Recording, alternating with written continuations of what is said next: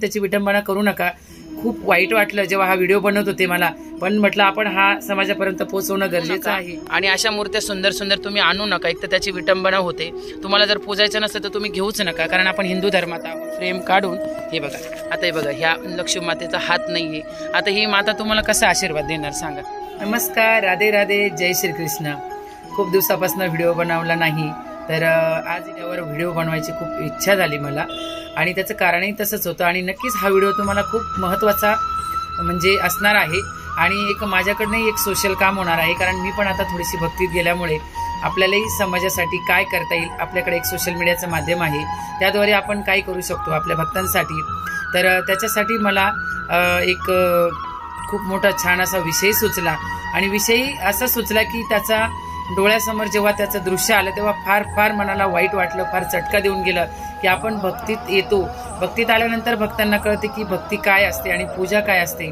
आणि पूजा जेव्हा करतो आपण मनापासनं, आणि एखाद्या मूर्तीवर आपण जेव्हा पाड प्रेम करतो, ती मूर्ती म्हणजे आपली आई वडील सर्वस्व, आपला सखा सोबती सर्वच असतं। आणि एखादी मूर्ती आपण जेव्हा बाजारातून आणतो, तिला अगदी सांभाळून आणतो, तिची प्राणप्रतिष्ठा करतो, तिला ओंजारतो गोंजारतो, तिला भक्तिभावाने तिला धूप आरती नैवेद्य सर्व काही दाखवतो, आणि आपण लहान मुलासारखे तिच्याकडे हट्ट करतो, तिच्याकडे काही मागणं मागतो, आणि त्या विश पूर्ण सुद्धा होतात, बरोबर आहे की नाही।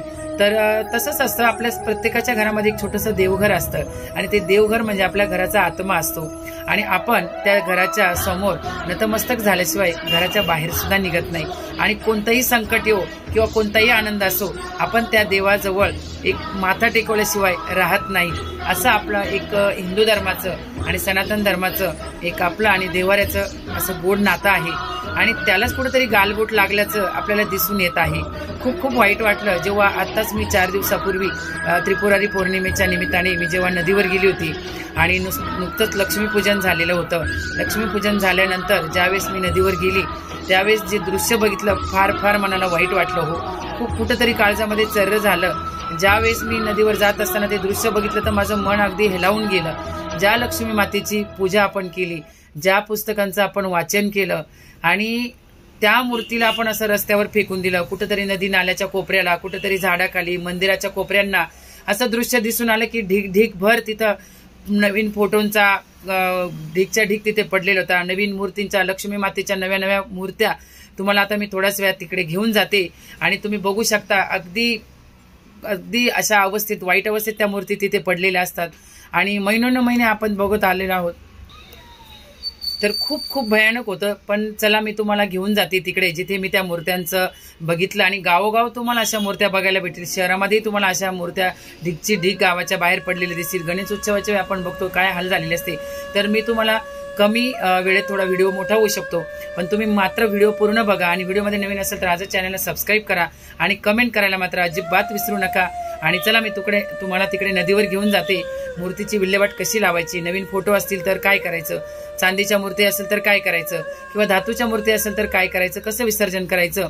तर चला मी तुम्हाला दाखवते ते विदारक परिस्थिती, आणि मी काय डोळ्यांनी बघितलं हे तुम्हालाही दाखवते। चला आपण आलेलो आहोत गंगा किनारी आमच्या मानूर गावच्या फाट्यावर। तर इथेही आलेलो आहोत। इथे अशी दुर्दशा दिसते, कारण लक्ष्मीपूजन होऊन आता 8 दिवस होऊन गेलेले आहेत, आणि मागच्याही वर्षी मी प्रयत्न केला होता, पण काही काळामुळे मला तो व्हिडिओ टाकायला जमला नाही। पण अशी विटंबना करू नका प्लीज। बघायला भेटते माझ्याकडे तिथला पण एक व्हिडिओ आहे, तो पण मी ॲड करते। तुम्ही बघू शकता कशी देवांची अवस्था आहे, बघा, बघू शकता।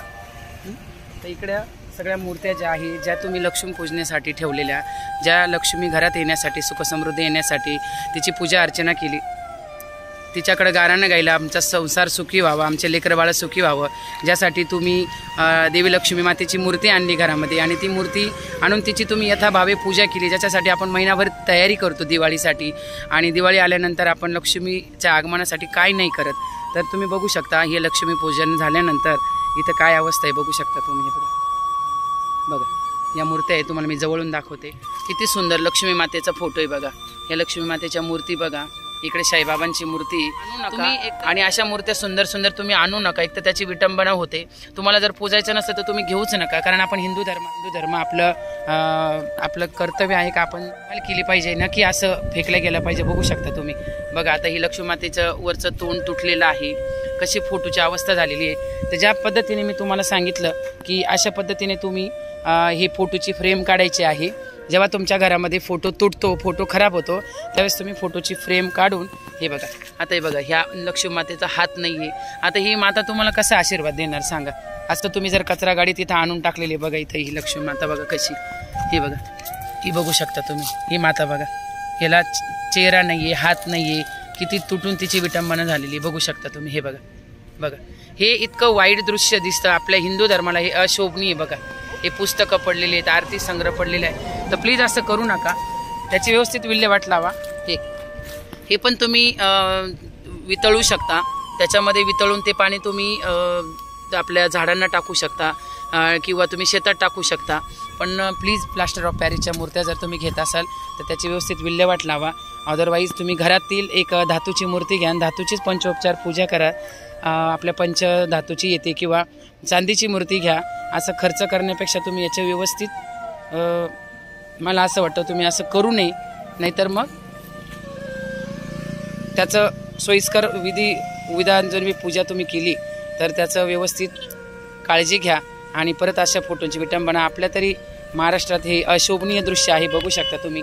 नैवेद्यांच्या बाबतीत सुद्धा तसंच असतं. जेव्हा नैवेद्य आपण हजारो नैवेद्य ठेवतो, गरिबाला अन्न देण्याऐवजी आपण ते इतरस्त फेकतो आणि ते फेकून दिल्या जातात. नंतर न खाण्याच्या लायकीचे असतात, न पशु खाऊ शकता, न माणसं खाऊ शकता. तर त्यामुळे तुम्ही प्लीज असं करू नका. तर बघा खूप वाईट वाटते ह्या मूर्त्यांकडे बघून, अगदी डोळ्यात पाणी येते, काही करू शकत नाही. पण मी तुम्हाला एक डेमो दाखवला आहे. अशा पद्धतीने तुम्ही फोटोच्या फ्रेम काढून आपण आता गंगेत विसर्जन करून देऊ आणि त्याचं पाणी होऊन जाईल. कारण कागद असेल तरच तुम्ही करा, प्लास्टिक असेल तर टाकू नका. पेपर असेल तरच तो पाण्यात वितळणार, प्लास्टिक असेल तर पुन्हा प्रदूषण होईल. तर ती पण काळजी घ्या तुम्ही. प्लास्टिक जेव्हा मी आमच्या गावाबाहेर आले तेव्हा प्रचंड मोठमोठे फोटो मला अशा बेअवस्थेत दिसले आणि ते मंदिराच्या कोपऱ्याला उभे केलेले होते. तुम्ही बघू शकता किती सुंदर सुंदर फोटो हे आपल्याला कोणीतरी गिफ्ट दिलेले असतात आणि त्या गिफ्ट दिल्यानंतर आपल्याला त्याचं नेमकी काय करायचं हे समजत नाही. आपल्याला वाटतं की ते फोटो त्यांना आवडतील, पण त्यापेक्षा तुम्ही कॅश स्वरूपात लोकांना गिफ्ट देत चला. अशी विटंबना करू नको. एखाद्याला जर गरज वाटत नसेल तर ते फोटो ते ठेवतात आणि अशा सुंदर फोटो शेवटी ते मग घराबाहेर ठेवून देतात. तुम्ही बघू शकता सुंदर तुळजाभवानी मातेची मूर्ती आहेत, लक्ष्मी मातेचे फोटो आहेत आणि ह्या फोटोंची विल्हेवाट कशी लावायची. ही कडेची फ्रेम तुम्ही काढून घेऊ शकता, ती फोटोवाल्याला तुम्ही देऊ शकता. जर नवीन फोटो असेल तर तुम्ही फोटोवाला ती फ्रेम यूज करू शकतो किंवा मग तुम्ही जर तुम्हाला ती त्या कंडिशनमध्ये नसेल तर असा फोटो तर आपण असा फोटो काढून घेऊ शकतो आणि त्या फोटोमधला जो आतमधला फ्रेम असते ती फ्रेम आपण काढून घ्यायची आहे आणि ती फ्रेमचा आपण लगदा करून ती घरी जर असेल तर आपण एका बादलीमध्ये किंवा मगामध्ये तो लगदा भिजत घालायचा आणि ते पाणी आपण आपल्या झाडांच्या बुडाशी टाकू शकतो. कालांतराने त्याची माती होऊन जाईल किंवा आपण नदीमध्येही तो लगदा करून टाकू शकतो किंवा आपल्याकडे जर जमीन असेल, स्वतःची जागा असेल तर आपण तो खड्ड्यात एखादा खोलवर खड्डा करून ते पुरून देऊ शकतो. त्याच्याने त्याची माती होऊन जाईल आणि जे लाकडं वगैरे असतील ते तुम्ही जाळू शकता, त्याचं तुम्ही जाळून विसर्जन करू शकता किंवा नवीन जर फोटो असेल तर ते तुम्ही फोटो फ्रेमवाल्याला देऊन टाका. तर तुम्ही बघू शकता इकडे बघा. गणपती गेले गावाला, चैन पडे ना आम्हाला. अरे येऊन बघा कॅनेलला, गणपती पडले कचऱ्याला. 10 दिवस कर भक्ती केली, पण तो बाप्पा सुद्धा म्हणत असेल रे बाळा तुझी सेवा वाया गेली.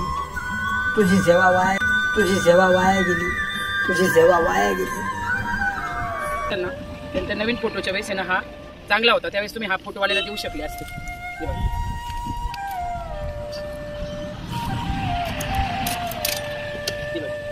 ही काच बाजूला करून अशा पद्धतीने हे फोटो आपण नदीत विसर्जित करू शकतो. हे बघा. तर प्लास्टर ऑफ पॅरिसची मूर्ती कशी विरघळायची ते पण मी तुम्हाला पुढे सांगते. अतिशय सोपी पद्धत विकसित केली आहे. आपल्या घरी प्लास्टर ऑफ पॅरिसची गणेश मूर्ती असल्यास ती मूर्ती पूर्ण बुडू शकेल एवढ्या आकाराची बादली अथवा ड्रम घ्यावा. मूर्ती पूर्ण बुडेल एवढे त्यात पाणी घेऊन मूर्तीच्या साधारण वजना इतके अमोनियम बायकार्बोनेट त्या पाण्यात मिसळावे. हा बेकिंग सोडा आरोग्यास हानिकारक नाही. आपल्या आवडत्या बाप्पाची मूर्ती त्या पाण्यात आपण विसर्जित करावी. दर 2 ते 3 तासांनी ते मिश्रण हलके हलके ढवळावे. पुढील 36 ते 48 तासांमध्ये मूर्ती द्रावणात पूर्णपणे विरघळते.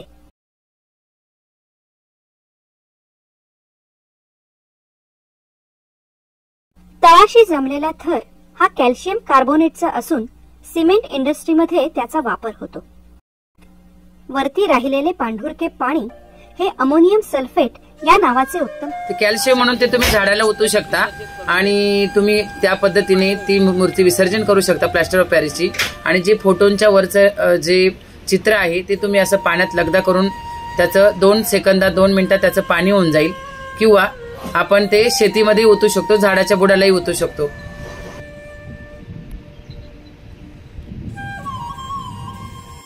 आणि मी प्लीज तुम्हाला मगाशी सांगितलं की अशा मूर्त्या फेकू नका. जर तुमच्या घरात पंचधातूची मूर्ती असेल, चांदीच्या मूर्ती असेल तर तुम्ही त्या दुकानदाराकडे विनामूल्य देऊ शकतात.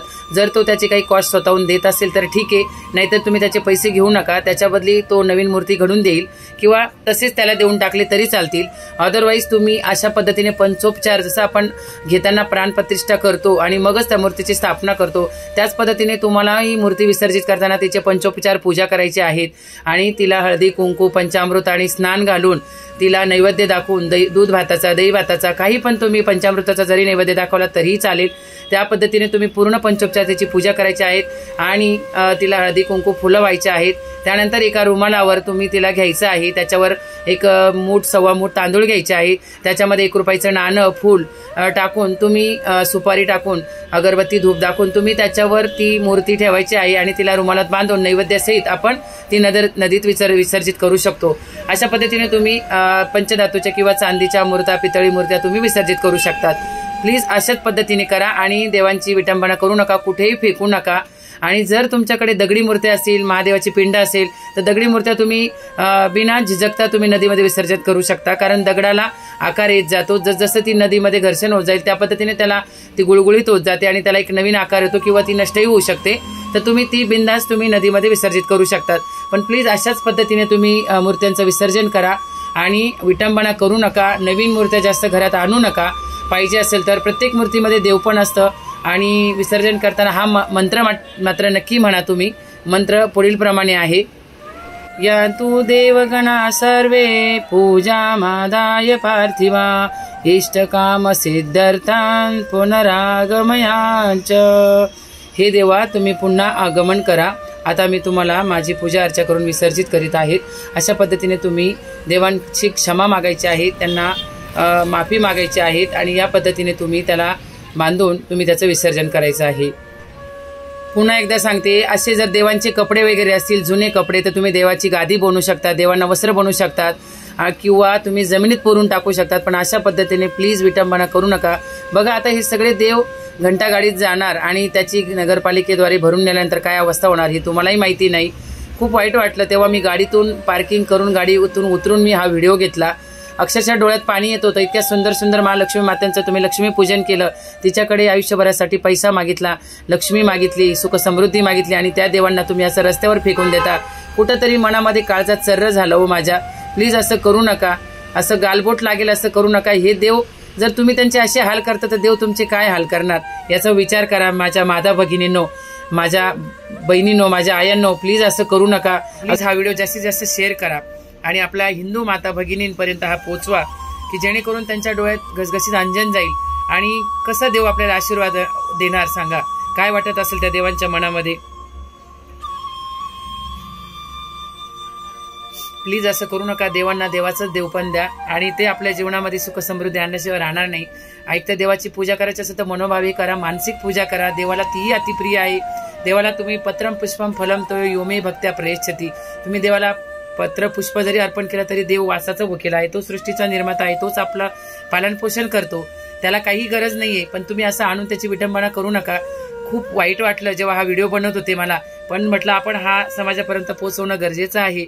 आणि ज्यांनी हा व्हिडिओ बघितला त्यांनी खरंच जर स्वतः बघितलं तर 4 जणांना सांगा की अशी मूर्तीची विल्हेवाट करू नका, एकतर आणूच नका. असे देव खूप साठवू नका घरामध्ये. आणि आणायचंच असेल तर तुम्ही थोडंसं पूजा करून आपल्या घरातल्या धातूची, चांदीच्या मूर्तीची पूजा करा. पण अशी मूर्ती विटंबना करू नका. प्लास्टर ऑफ पॅरिसच्या मूर्त्या आणून अशा रस्त्यावर फेकू नका.